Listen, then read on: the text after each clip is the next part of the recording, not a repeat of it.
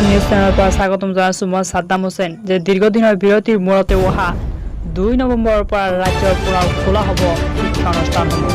শেহতীয়াকৈ ৰাজ্য চৰকাৰে শিক্ষা বিভাগে এই সময়তে মানিবলগীয়া নীতি নিৰ্দেশসমূহ অৱলম্বন কৰা এই নিৰ্দেশ জাৰি কৰিছে।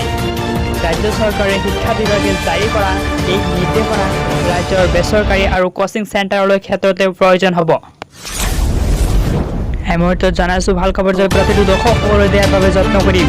নিৰ্দেশনা উল্লেখ কৰা যে অনুসৰি প্ৰথম মান শ্ৰেণীৰ পৰা পঞ্চম শ্ৰেণীলৈ পাঠদানৰ পৰিৱৰ্তে নিৰ্দেশনা প্ৰদান নকৰা পৰ্যন্ত বন্ধ থাকিব।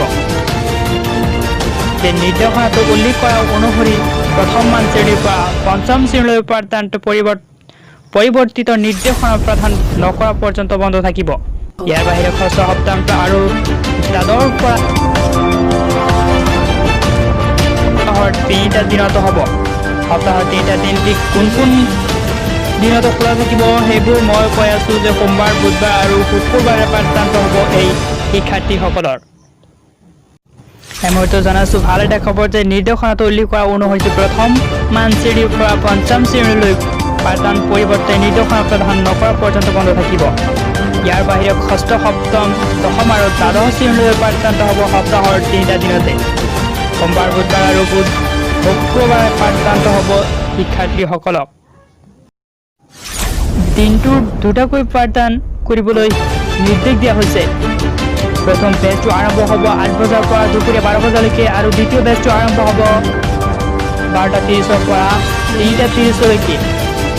দুটা শ্ৰেণীতে মধ্যভোজন প্ৰদান কৰা হ'ব। কেইদিন নাহে এনেকুৱা কিছু আমি চিন্তা কৰি আছোঁ। পুনৰবাৰ জনাই দিছোঁ যে দিনটো দুটাকৈ পাঠদান কৰি দিয়া হ'ব। নিৰ্দেশ কৰি দিয়া হৈছে যে প্ৰথম বেচটো আৰম্ভ হ'ব ৰাতিপুৱা 8 বজাৰ পৰা 12 বজালৈকে আৰু দ্বিতীয় পৰ্যায়টো আৰম্ভ হ'ব 12:30 পৰা 3:30লৈকে। আৰু দুটা বেচতে ভোজন প্ৰদান কৰা হ'ব। সময়তে নিৰ্দেশ কৰি দিয়া হৈছে। বিদ্যালয়ৰ শিক্ষক-শিক্ষয়িত্ৰীৰ উপৰিও পৰিচালনা কমিটিৰ সকলো সদস্য আৰু ভোজনালয় থকা ৰান্ধনীসকলৰ সব টেষ্ট কৰাটো বাধ্যতামূলক কৰা হৈছিল। মধ্যভোজনৰ প্ৰদান কৰাৰ সময়তে সতৰ্কতা পালন কৰিবলগীয়া কঠোৰ নিৰ্দেশ প্ৰদান কৰিছে শিক্ষা বিভাগে। জনাইছোঁ ভাল খবৰ যে প্ৰতিটো দৰ্শকসকলৰ দিয়াৰ বাবে যত্ন কৰি যে বিদ্যালয়ৰ শিক্ষক-শিক্ষয়িত্ৰীৰ উপৰিও পৰিচালনা কমিটি সকলো সদস্য আৰু ভোজনালয় থকা ৰান্ধনীসকলৰ সব টেষ্ট কৰাটো বাধ্যতামূলক কৰা হৈছিল। মধ্যভোজন প্ৰদান কৰাৰ সময়তে সতৰ্কতা পালন কৰিবলগীয়া কঠোৰ নিৰ্দেশ প্ৰদান কৰিছে শিক্ষা বিভাগে। আৰু এটা গুৰুত্বপূৰ্ণ খবৰলৈ আহিছোঁ যে প্ৰতিখন শিক্ষা অনুষ্ঠানটো সপ্তাহৰ এটা দিন দেওবাৰ ধৰি দিয়া হৈছে চেনিটাইজাৰ কৰিবলৈ নিৰ্দেশ প্ৰদান কৰা হৈছে।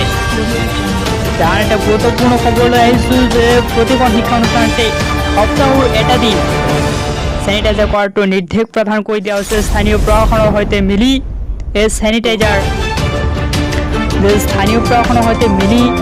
এই চেনিটাইজাৰ প্ৰক্ৰিয়া সমাপন কৰিবলৈ কোৱা হৈছে। এনেকৈ কৰোণাৰ পৰা বাচি থাকিবলৈ কেনেকৈ পৃষ্ঠপোষকতা লাভ কৰিব লাগে এয়া নিৰ্দেশনা পত্ৰ জাৰি কৰিছে শিক্ষা অনুষ্ঠানে যে প্ৰতিখনতে শিক্ষা অনুষ্ঠানটো সপ্তাহৰ এটা মূৰে চেনিটাইজাৰ কৰি দিয়া হ'ব। স্থানীয় প্ৰশাসনৰ সৈতে মিলিত হৈ চেনিটাইজাৰটো প্ৰক্ৰিয়া ব্যৱস্থাপনা কৰিবলৈ কোৱা হৈছে। কেনেকৈ কৰোণাৰ পৰা বাচি থাকিবলৈ